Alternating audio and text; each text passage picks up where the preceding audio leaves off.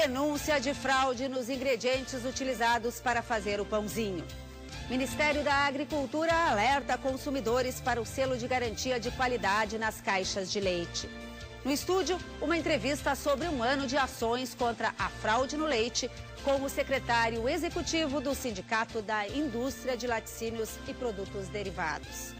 Tempo prejudica o plantio do trigo no Rio Grande do Sul. Bom dia, eu sou Lizemara Prates e o AgroBand começa agora.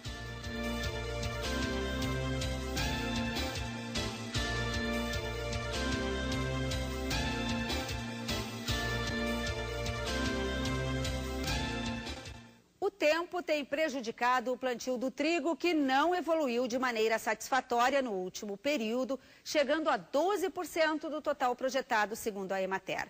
É o mesmo percentual verificado na safra passada, nesta mesma época, também com dias muito úmidos e chuvosos. De acordo com o informativo conjuntural, pela média estadual, o percentual deveria ser de 25%. Na região de Santa Rosa, a área plantada chegou a 11% nesta semana, o que preocupa os agricultores. E é hora de saber, então, como o tempo vai se comportar nos próximos dias com a Dimítria, porque o trigo está à espera de boas notícias. Elas vêm, Dimítria, bom dia. Bom dia, Lizemara, bom dia a todos. Olha, as boas notícias para os produtores de trigo ainda demoram um pouquinho mais, viu? Porque a previsão é de chuva. O frio até vai dar uma trégua, mas os temporais vão acontecer de maneira generalizada em todo o estado. Aqui em Porto Alegre deve chover ainda mais do que no restante do Rio Grande do Sul. No domingo, o dia é parcialmente nublado e as mínimas são de 5 graus em Bagé. Na capital, tempo fechado. Segunda e terça-feira, com tempo mais aberto e máximas de até 21 graus em Pelotas e Uruguaiana. A partir de quarta, as instabilidades voltam, principalmente na região norte, justamente na área do trigo, e deve se espalhar pelo estado durante o restante da semana. Quinta e sexta de tempo encoberto e temperatura na casa dos 20 graus. Obrigada, Dimítria. E a gente segue falando do atraso no plantio do trigo no Rio Grande do Sul com o diretor técnico da Emater, Gervásio Paulos. Bom dia.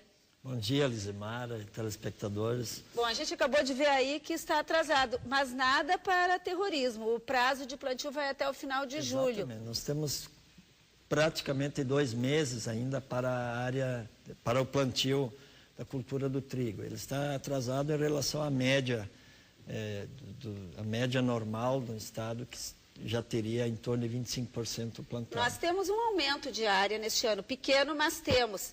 O Rio Grande do Sul vai avançando a cada ano, nestes últimos, no plantio de trigo. Em 2013, nós passamos de 1 milhão de hectares cultivados. Esse ano, nós deveremos chegar em torno de 1.150.000 hectares, um aumento de 9% em relação à safra passada.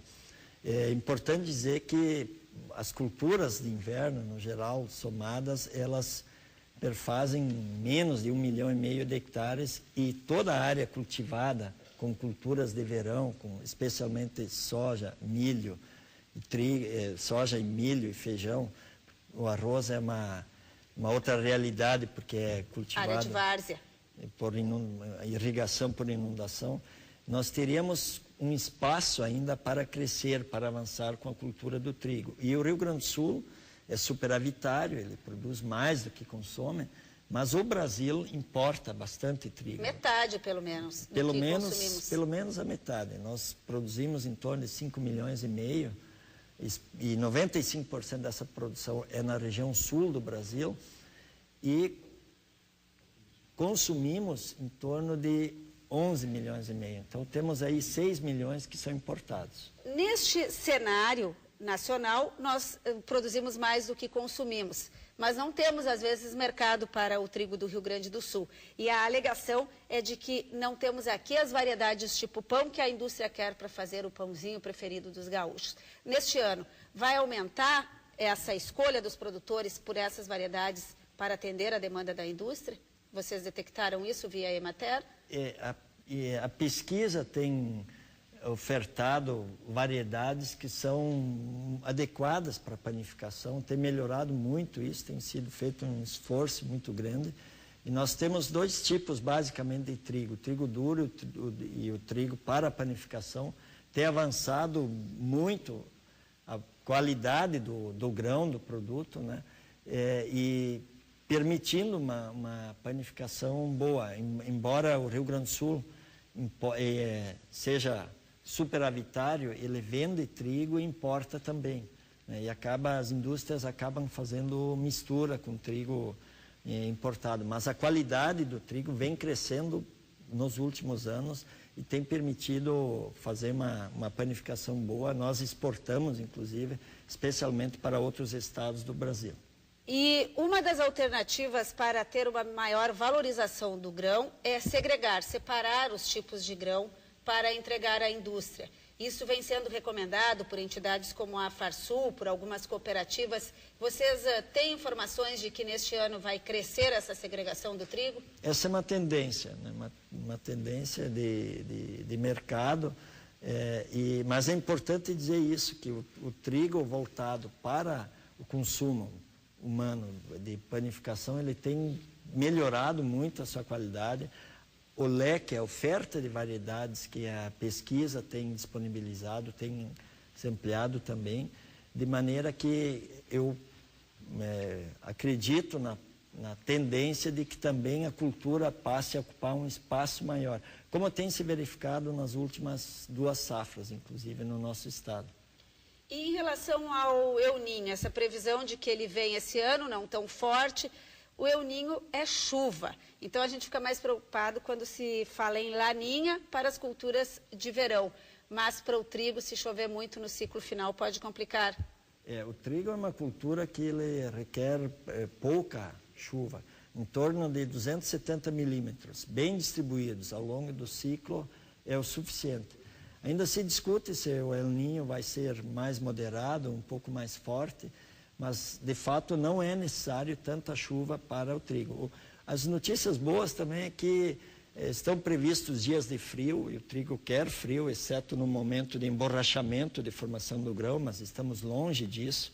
Mas ele é uma cultura de frio, por isso é cultivado no sul do Brasil. E o fato de ser um ano com tendência de El Niño é muito bom para as culturas de verão, para o milho, para a soja, para o feijão. Nós tivemos nos últimos anos esse avanço do trigo, mas o produtor fica ainda com um pouco de trigo armazenado. Esse é o momento em que isso acontece, ele está procurando mercado para a colocação do grão. Esse equilíbrio da balança é que vem sendo difícil de fazer. Vocês avaliam que para esta safra nós vamos ter uma oferta maior, a produtividade aumenta, a safra cresce e esse cenário pode acabar se repetindo, essa dificuldade de colocação do grão? É difícil prever isso porque o mercado do trigo ele é um mercado globalizado como outras commodities, mas a tendência é que se possa avançar também. Nós tivemos do ano passado para este ano, no Rio Grande do Sul, por exemplo, uma redução do ICMS do trigo que sai do estado de 12% para 8%. Existem propostas do setor aí de se alterar também isso, mas há possibilidade de se crescer tanto no plantio quanto no consumo. O fato da qualidade melhorar ano a ano também ajuda. Então, nós acreditamos que o mercado não seja um fator que complique muito, que desestimule muito o plantio. Só para ter um exemplo, o Paraná, que já está numa fase mais avançada de cultivo, já está iniciando o florescimento. Planta antes do que o Rio Grande do Sul. Sim, eles ampliaram em 32% para esta safra a área cultivada com trigo. Eles também estão correndo atrás de recuperar uma quebra importante na última safra por causa do clima. Exato, por causa do frio, que prejudicou bastante a safra do ano passado. E as demais culturas de inverno, a aveia, o centeio, a canola, as pastagens, vão bem ou esse clima aí vem prejudicando um pouquinho também? Especialmente a implantação de pastagens de inverno vai bem, está indo bem, né? Que está com bastante umidade, né? Outras culturas também de grãos, como é o centeio, a canola, estão com atraso no período de plantio, mas, repito, nós ainda estamos com quase 2 meses para realizar o plantio dentro do período recomendado. Bom, elas seguem a mesma lógica do trigo. Se está chovendo, prejudica o plantio do trigo. prejudica o plantio das outras também. Mas ajuda, por exemplo, essa temperatura mais fria até para deixar germinar essas plantas, mas para adoçar os nossos citros, por exemplo.